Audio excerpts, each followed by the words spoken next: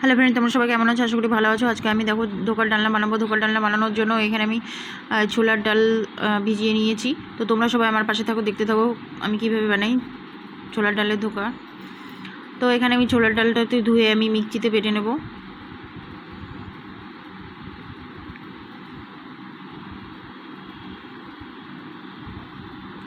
মিক্সিতে বেটে নিয়ে তারপরে এদিকে আমি একটু কড়াইতে তেল দিয়ে দিয়েছি।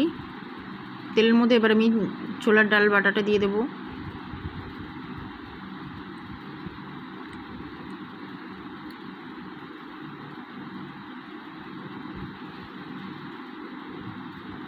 দিয়ে ভালো করে একটু নেড়ে চেড়ে নেব।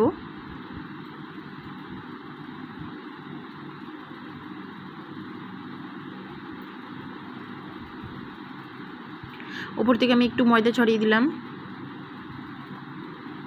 ময়দা ছড়িয়ে দিয়ে ভালো করে এইভাবে ডালটাকে একটু শুকনো শুকনো করে নিতে হবে, একটু মাখা মাখা করে নিতে হবে।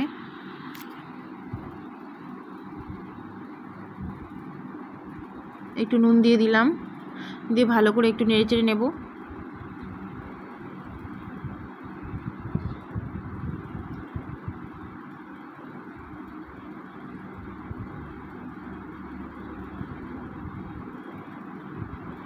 এবার ভালো করে এটা দিয়ে ভালো করে ম্যাশ করে নেব। নিয়ে এবার আমি একটা পাত্রে নামিয়ে নেব। ডালটা শুকিয়ে নেওয়া হয়ে গেছে, তো এবার আমি একটা পাত্রে নামিয়ে নেব। নিয়ে ভালো করে পিটিয়ে নেব। ভালো করে এইভাবে পিটিয়ে নিতে হবে।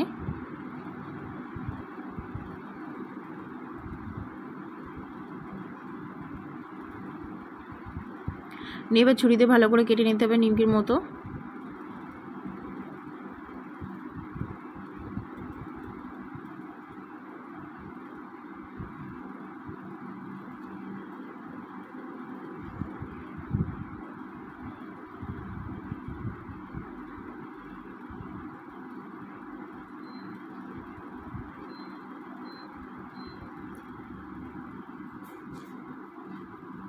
কেটে এবার আমি এবারে তুলে নেব।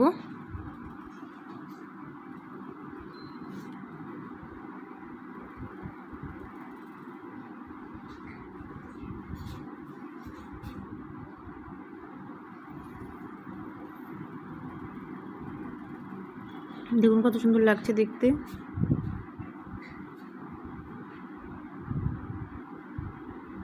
এবার আমি কড়াইতে একটু তেল দিয়ে নিয়েছি, আর এদিকে একটু ময়দা গুলে নিয়েছি। ময়দার মধ্যে চুবিয়ে তুলে নেব ধোকাগুলো। এবার ময়দার মধ্যে চুবিয়ে আমি তেলে ভেজে নেব।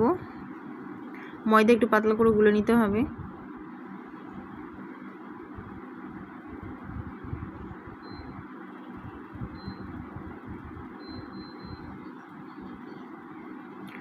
এভাবে আমি সবকটা ভেজে নেব।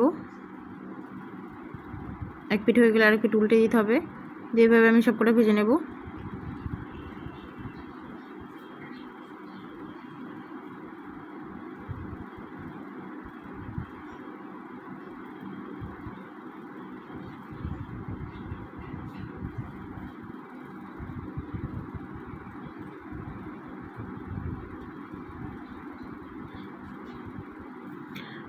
ভাজা হয়ে গেছে, এবার তুলে নিচ্ছি।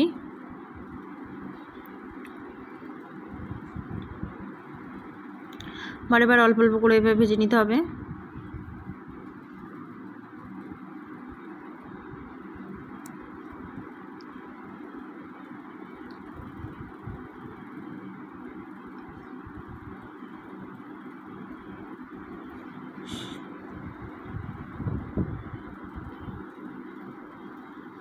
কড়াইতে ভাজা হয়ে গেছে, এবার আমি কড়াইতে একটু তেল দিয়ে নিচ্ছি।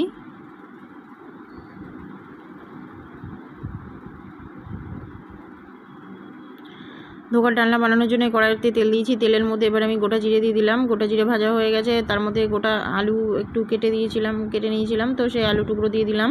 দিয়ে আলু টুকরোটা এবং একটু নুন দিয়ে ভালো করে ভেজে নেব।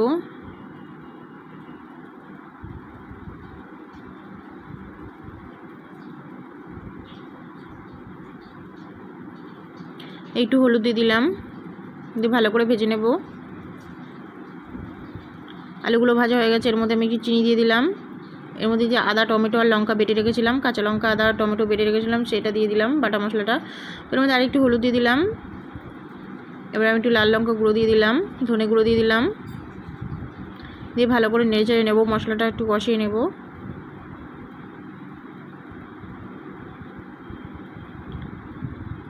একটু জিরে গুঁড়ো দিয়ে দিলাম। মশলাটা কষানো হয়ে গেছে, এবার আমি এর মধ্যে একটু জল দিয়ে দিচ্ছি। জল দিয়ে ভালো করে মিশিয়ে নেব মশলাটা। ঝোলটা ফুটে গেছে, এবার এর মধ্যে আমি ভেজে রাখা যে ধোকাগুলো দিয়ে দিচ্ছি। এই রেসিপিটা একদম সম্পূর্ণ নিরামিষভাবে। ব্যাস এবার কিছুক্ষণ ফুটবে।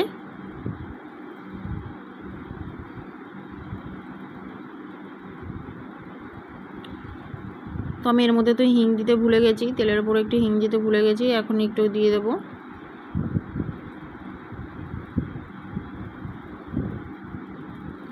এদিকে আমি আরেকটু হিংটা তেলের মধ্যে একটু ভেজে নিচ্ছি। হিংটা একটু দলা পেকে গেছে। এবার উপর থেকে আমি একটু গরম মশলাগুলো ছড়িয়ে নিলাম। তো রেসিপিটা হয়ে গেছে। তো রেসিপিটা কেমন লাগলো আমাকে কমেন্টে জানাবে। যদি ভালো লাগে থাকে লাইক বেশি বেশি করে শেয়ার করে দেবে।